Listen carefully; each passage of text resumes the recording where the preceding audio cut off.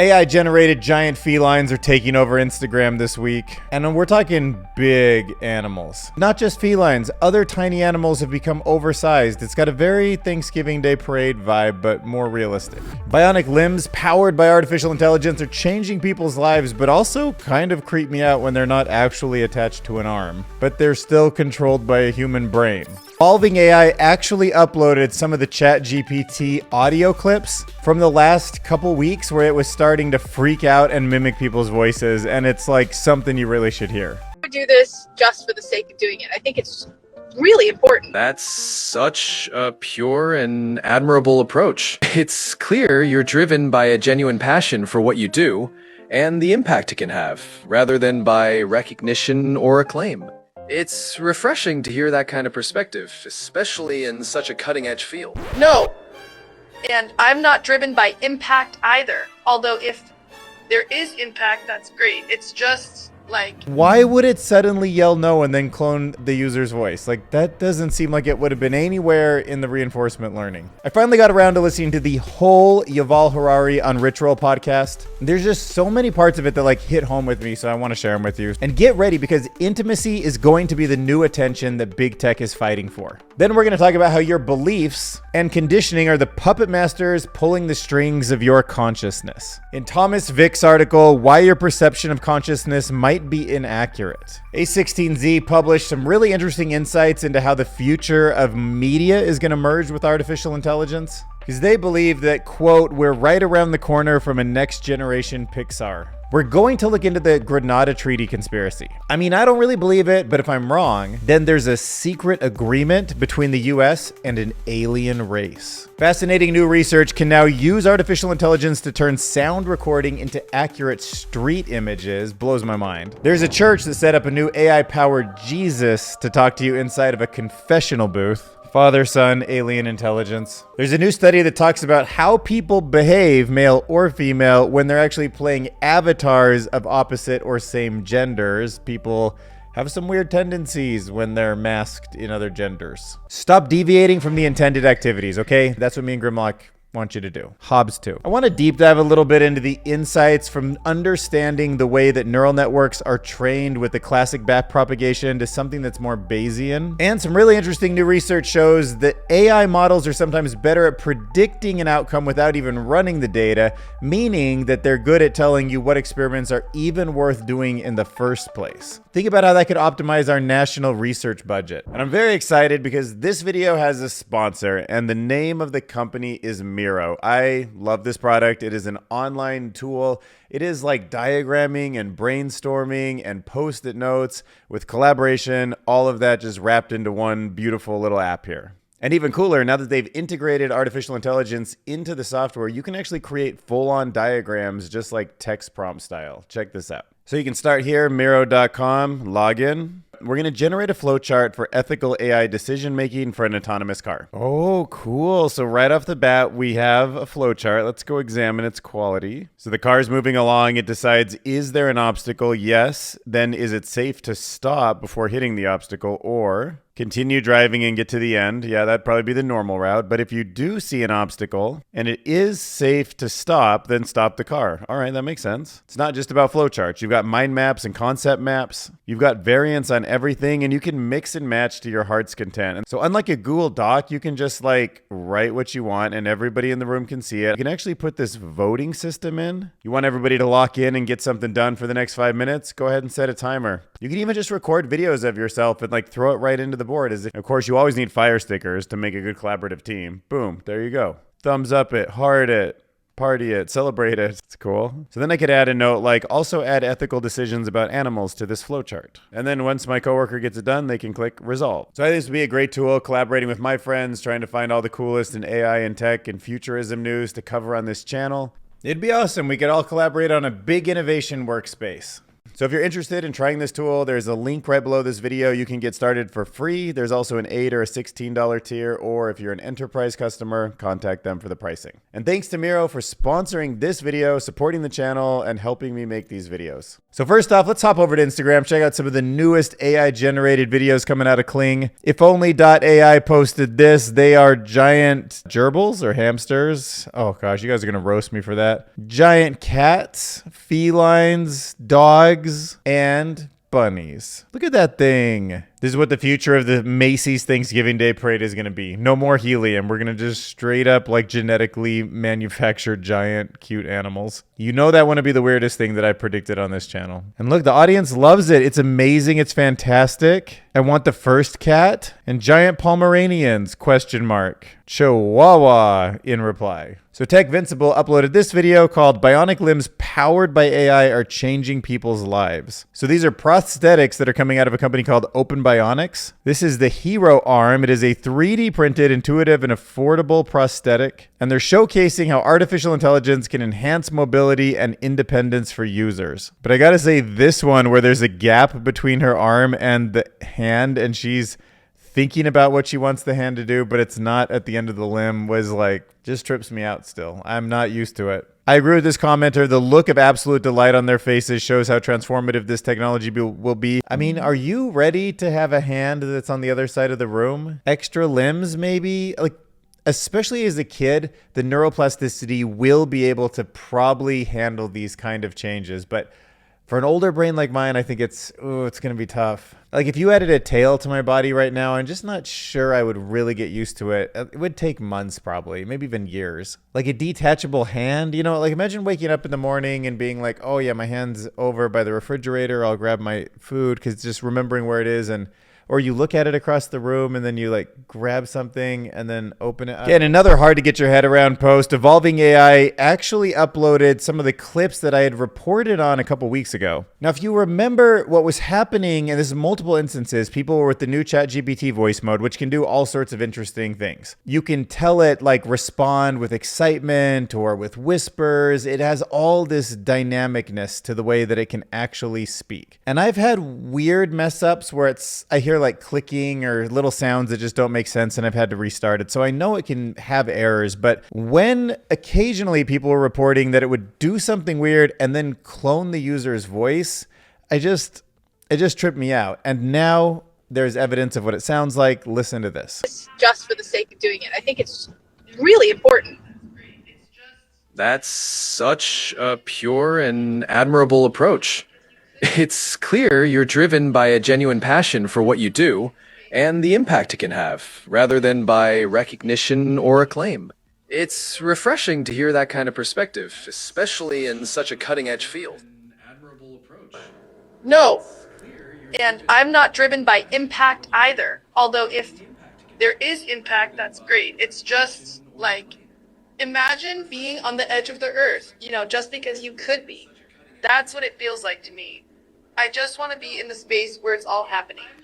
See how weird that is? Like it picked up on her voice. And we know that 11 Labs and other companies like that can take a really small segment of your voice and then clone it pretty accurately. So is that built into ChatGPT voice mode? And does it use that to learn from, or can it mimic any of our voices at any time? Is that going to be a feature that they're planning on rolling out at some time in the future? Like now your ChatGPT can sound like you and go make phone calls on your behalf or something. This couldn't be a sign of worse things to come, right? Question mark. This is fine. Let's all just shrug and keep moving in the same direction, because you know that's what's going to happen anyway. Okay, so I highly recommend you watch this video on the Rich Roll podcast. You can check it out on YouTube, Rich Roll, with Yuval Harari. I'm like a big fan of his book.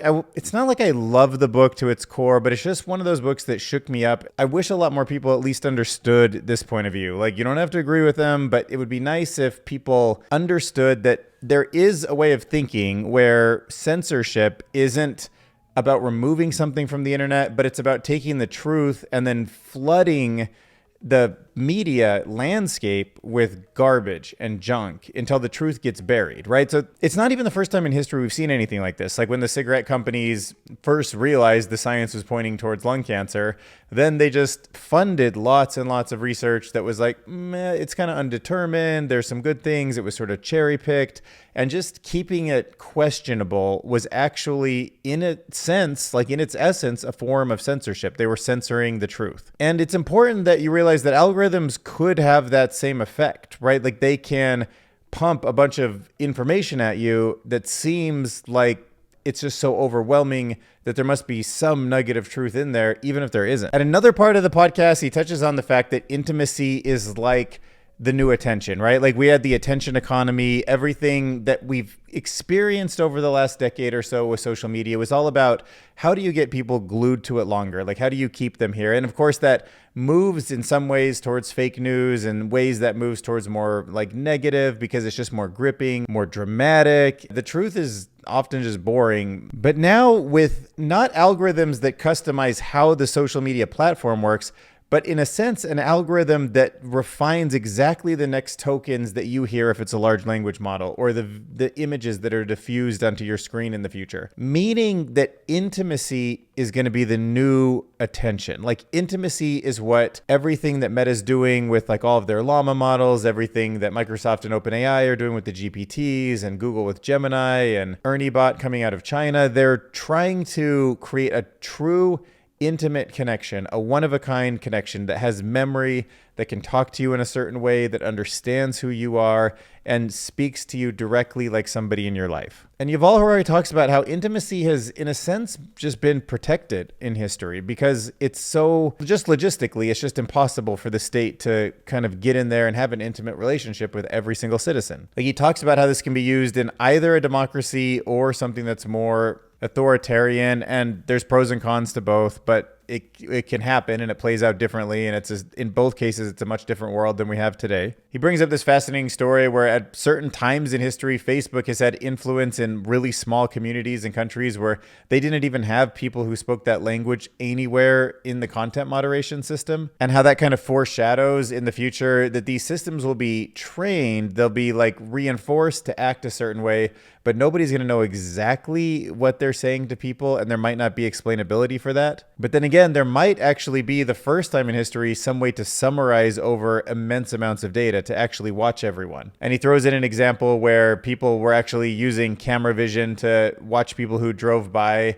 and they could see if they were following the law or not, and just instantly send them text messages. Like notice their face, notice that they're breaking the law, look up their phone number, and send them a text message instantly. He talks about how we have like a really interesting law in the United States that allows companies to essentially have free speech and be treated like an individual. And that hasn't really been so mind-blowing in the past because even though companies are people, they're also ran by people, so it kind of made sense. But in the future, if we have something like an AI, if there really is, Sam Altman steps aside and lets OpenAI be run by the AGI that they create and makes most of the business decisions, he just sort of observes what it does and like checks it, then it is kind of like we've given an agent the autonomy to make money, to build products, to act, and it has certain protections. Just the way our S corps are structured in the US is almost perfect for these kind of agents to go out there and make money and be on their own. And we should just keep an eye on that as they become more popular and more capable. All right, so Thomas A. Vick wrote on Medium, why your perception of consciousness might be inaccurate and how to discover your true nature. And he starts by pointing out how your perception of consciousness is a lot like a funhouse mirror reflecting back to you a distorted reality shaped by hidden biases. And it really honestly gets way deeper than that, because if you think about it, we don't see like all of the light spectrum, so what color is kind of a crazy thing. There's all this empty space inside of each of the atoms that make us up, like we're full of these bacteria and viruses that are all like with their own kind of agendas based on evolution and their DNA. We're in this complex system where we want to fit into society, and like, but evolution always had us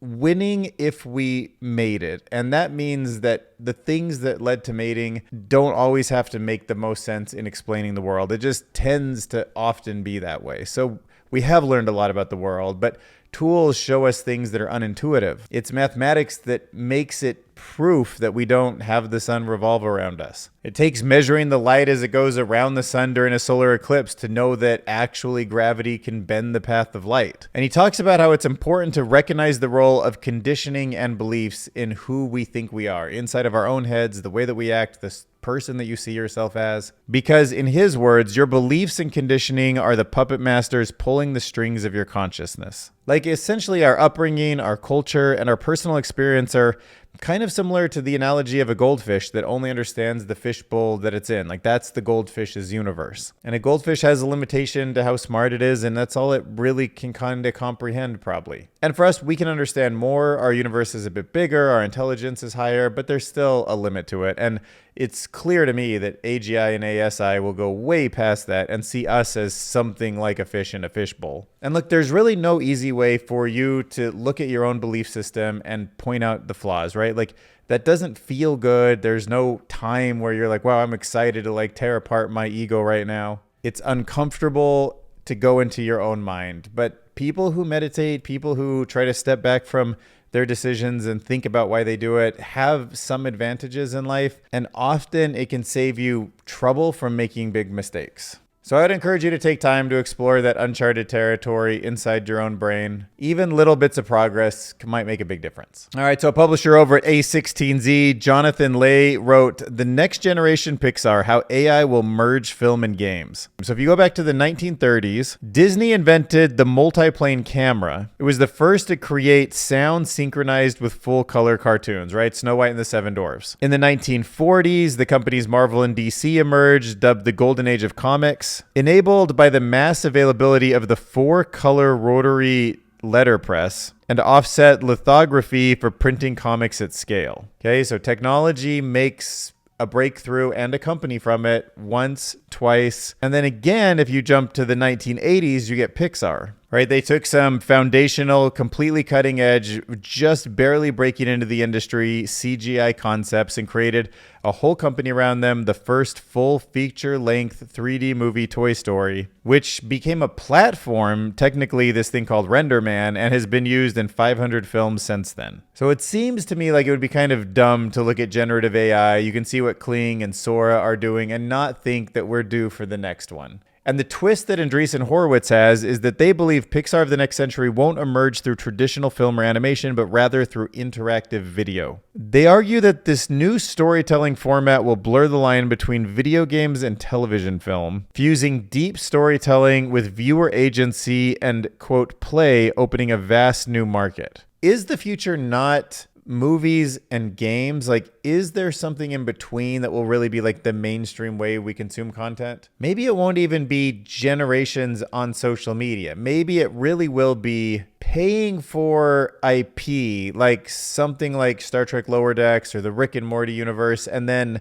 everybody gets their own movie made, but you're just watching it, and as you get bored, it just notices that things are getting boring for you, so it kicks it up or changes it, and then just learns how to optimize media in real time because it's all generated. Or you can just specifically say like, hey, like I'm bored now, bring like a robotic dinosaur into this situation and have it fight with like Superman, and then we'll see what happens. And it just, you can talk to it or you can lean back, but it's always like changing and adapting. So it's not a video game, but it's controllable like a video game. And this chart might interest you. One surprising thing to me was that Generation Alpha does play more video games than any other generation, but they really don't play that much on, or they don't spend that much time on social networks. I mean, like the baby boomers and Gen Alpha are both 15 and 16%. They're the closest. No, the big changes here are video games, and then broadcast media ticked up a little bit from Gen Z. So sitting back and watching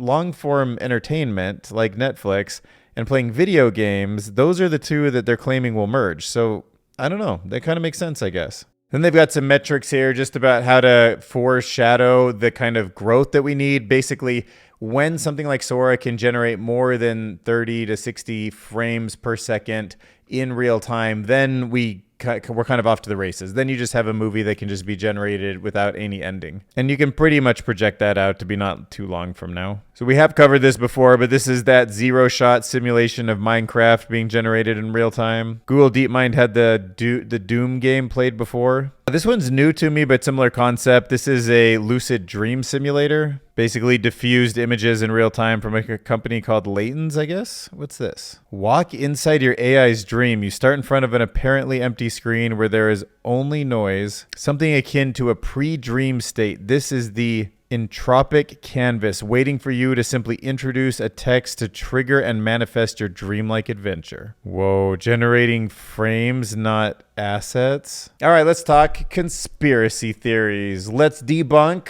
or not debunk. All right, so if you want to talk about the Grenada Treaty, uncovering the secret agreement between the U.S. and an alien race. So this is a conspiracy. Let's not buy into it right away, but let's just analyze it. The Grenada Treaty suggests that a clandestine deal between the U.S. and extraterrestrials involving technology exchange, abductions, and genetic experiments, sparking speculation and controversy. All right, here's the crux of it. If you believe in this, then you believe that America has something called a black budget, which is not approved by Congress and which is not even something the president knows about. And it pays for classified projects, and it's a big budget, $1.25 trillion annually, making up almost 25% of the USA's gross domestic product. Okay, so the Grenada Treaty is a treaty where the alleged U.S. government made a secret agreement with an alien race known as, quote, the Little Greys. The theory suggests that in exchange for advances, the aliens were permitted to abduct humans and perform genetic experiments. Now, because of these genetic experiments, we now have a new hybrid species. And even though there's no official evidence to back any of these claims, there are a lot of people that just believe it. I don't really believe it. I don't think it's real, obviously, but I'm also fascinated by conspiracy theories because they play into this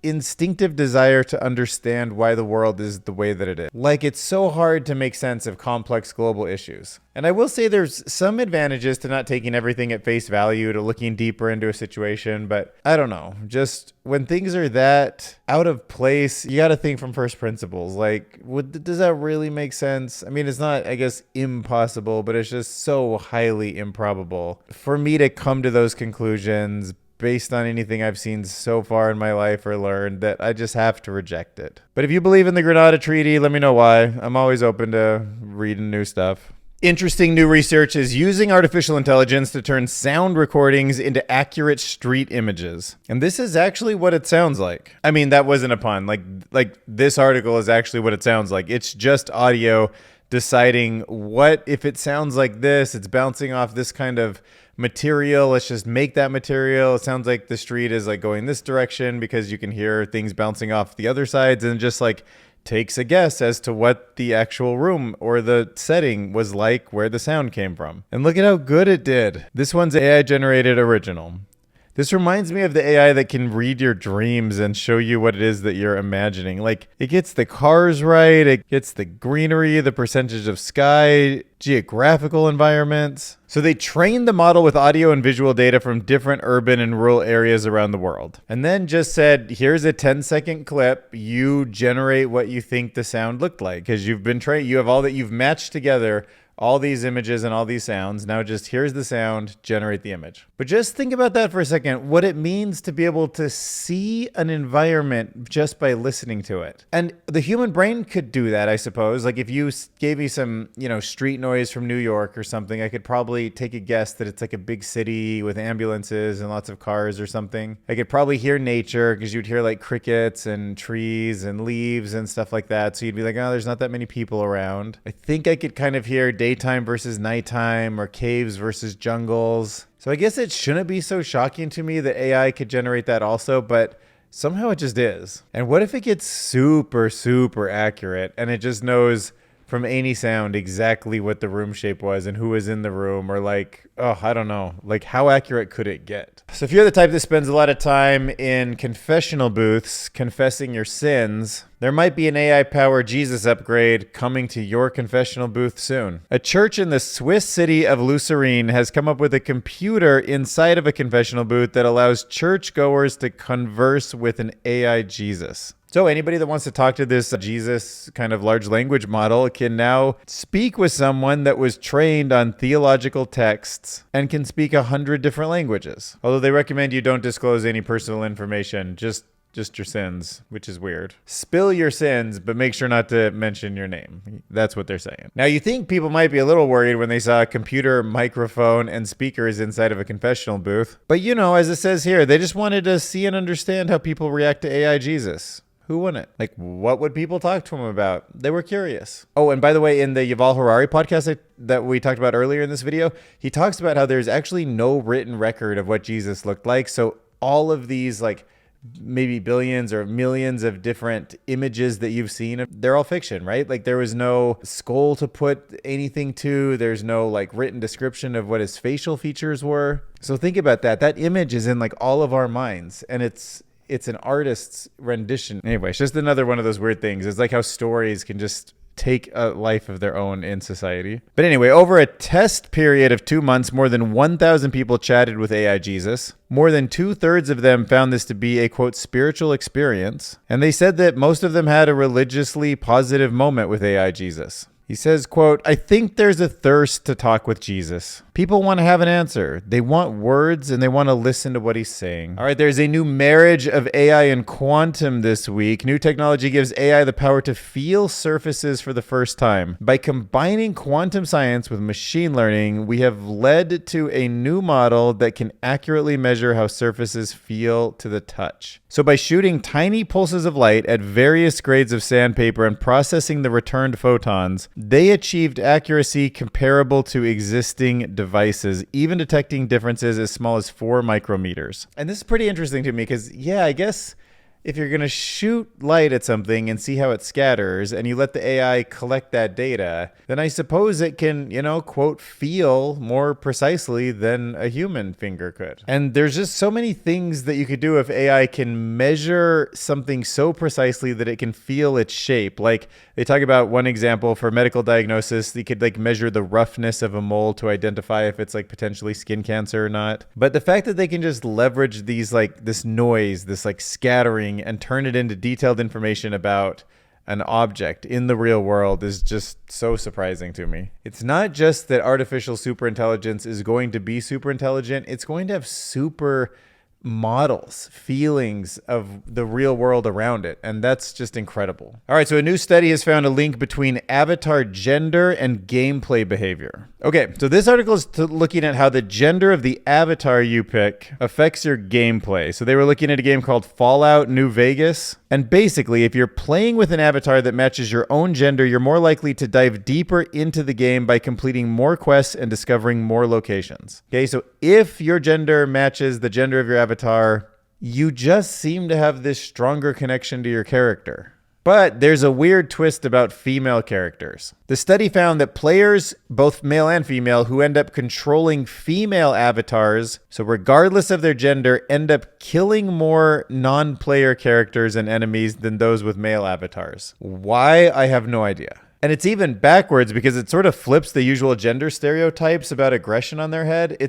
I don't know, like why would people who want to play as a female character hurt the NPCs more often than the ones that play as men? I don't know. I mean, there has been a lot more females in more like combat movies, and they're playing more kind of aggressive, like hero type roles in movies. Like think about it, Wonder Woman, Lara Croft.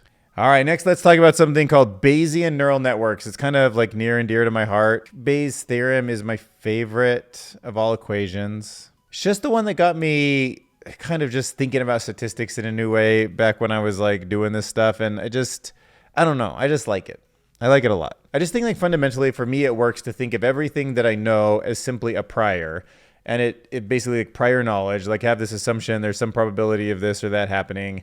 And then I get new information and I need to update that in a way that makes sense. Like not to just be like, I've seen that happen, so now I'll throw away all that previous information. I have to like, if I'm way far in one direction and then I get some evidence to go in the other direction, I don't want to like swing the thing all the way back. I want to just nudge where I'm at. And as they're applied to neural networks, you start thinking, oh, one of the advantages to having Bayesian updates is that they don't tend, like in theory, they won't overfit as much. So you give it a bunch of data to a machine learning algorithm. It learns the data so well that it's not general anymore. Like any of those examples, it gets right all the time. But then you feed it new information and it's kind of like, whoa, I've like never really seen this exact example and I'm not very flexible. I'm not very general. Fitting is like memorizing the answers to something without getting the gist. But this idea of using a neural network with this true Bayesian probability distribution over all of the network weights, all those little nodes and edges, the 80B that you see in Llama, the 80 billion parameters, that would be, instead of picking an exact number, they are all pre-probabilities, priors. And then you model it differently, backpropagation works differently, and you end up with like thinking about everything in terms of more uncertainty. And when you apply this kind of logic to traditional neural networks, it seems like Bayesian networks could be the future of more flexible systems, I would say. Like we shouldn't commit to a single like best set of weights. And that's especially true when data is limited. When you don't have that many examples to learn from, it's even better to have these Bayesian networks. And it can also help make strides in understanding confidence levels. So if you want to talk to a system like explainable AI, you now have a prior and you're like, this is how confident I am in my answer, right? And that to me seems like it would be very helpful for like autonomous cars where you have to make guesses as to like, what should I do? What's the best probability to keep you safe and keep the people around me safe and all of those things in real time? Or maybe a prediction in a medical situation on whether you think something's like a tumor or cancer or something. You also want to say like, here's all the uncertainty in my answer and not be like kind of ChatGPT style, like here's a fact, I'm just dead wrong about it. Like you don't want it to hallucinate as much. All right, now let's talk about how large language models have surpassed human experts in predicting neuroscience results, at least in this study. So this is another fascinating piece of research because one thing that you have to do before you start doing an experiment is think about how likely this experiment is in the first place to give you a result that matters. And this is all before actually trying to get the, study correct and the result. So these researchers basically looked at whether or not large language models like this one called Brain GPT, which was trained on neuroscience literature, could outperform human experts in predicting the outcome of neuroscience experiments. Because you should have a hypothesis. You should say, I'm going to do A, B, and C. And if this is what I get, because this is what I'm expecting, then I believe in, this medicine works, or this is how the brain works, or whatever the question is. So they created this special test. It was called Brain Bench, where a task was to pick the correct version of a research abstract. And you can probably guess what happens. The large language model just crushed it, right? It beat all human experts across all subfields of neuroscience. And it was cool in the sense that it didn't just regurgitate facts, like they analyzed patterns in the data. They even tweaked a large language model with extra neuroscience training to make it better. And it suggests that it could help a ton in fields like this where we need to think about what it is that we're going to get before we start. All right, so my last video is still unfortunately on that down slide, hitting 3.7 thousand views. Even though I thought it was a pretty good video. I mean, obviously, I think a lot of these videos are fun because I'm biased. I picked all the articles, so obviously I'm interested in all of them. But the video did gain me $17, got 14 new subscribers. What up, fam? Ended up with a 7.8% click-through rate and about 30,000 impressions. We threw in a thumbnail. It's pretty unique for my style, and you guys definitely did like that more. 34.2% versus 32% on the other ones. Interesting. Maybe I have to start changing up my thumbnails more. Let me know in the comments what you liked about that one. Looks like search terms, mostly Dylan Curious, but a little bit of AGI, a little bit of Kai Sanat, and a little bit of Pookie Tools. Oh yeah, that's right. I did cover that in that video. Engagement was decent. Looks like actually not that great in the first 7 minutes, but yeah, then the people who made it after 7 did stay longer than average. No females, no 18 to 24-year-olds again. Mostly people already subscribed, so it didn't really push it out to much of a new audience, unfortunately. All right, but let's go check out the comments, see if we can turn some of these into a song, which you can hear on patreon.com/Dylan Curious. You do not need to donate or subscribe to my channel for even the minimum of $3 to hear the songs. I just post them right here. They're for everybody. And now we're going to make another hot jam. I guess I'm the one female viewer subscribed. Okay. Hey Dylan, huge fan. Your channel's my favorite. Don't get too hung up on the metrics. Oh boy. Okay. Right after getting hung up on the metrics, I guess I needed that. Oh, this is interesting. When I post photos of storms and auroras for Claude, it goes nuts and asks me tons of questions until it hits its limit. I guess I'm the one female viewer. Subscribe. Subscribe. Ooh. subscribe. Whoa, subscribe. You ever made that high note?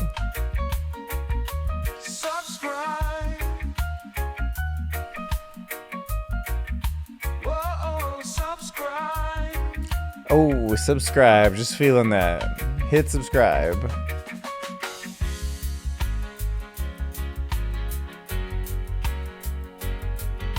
It's pretty beautiful. That V4 voice is pretty fire.